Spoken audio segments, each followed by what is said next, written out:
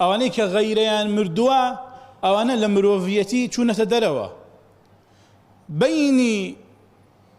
بەینی مرۆڤی ساغ و مرۆڤی نەخۆش، مرۆڤی کامڵ و مرۆڤی ناکامڵ، مرۆڤی سەقەت و مرۆڤی ڕێک بریتێ لە غەیرەکردن.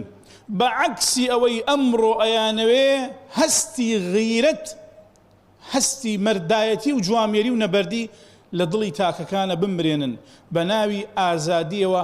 ئافرەت چ دەپۆشێ بپۆشێ، کوڕ و کچەکەت چ لەبەر دەکات چ دەکا با بکە، بۆ وەڵا لەبەرەوەی ئازادە.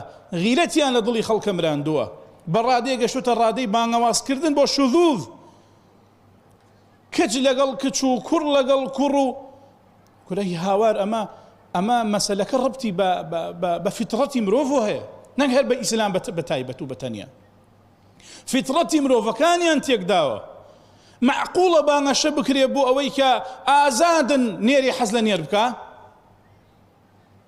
ئەمە پێی ناوترێ ئازادی، ئەمە پێی ئەوترێ داڕمان لە مرۆڤ بوون، داڕوخان لە مرۆڤ بوون. ئەمانە ئەبێ بخرێنە مستەشفای ئەوانەی کە نەخۆشی عەقڵیانەیە، ئەمە بخرێنە شێتخانەوە. ئەمە عەقڵیان تێک چووە، فیتڕەتیان تێک داوە.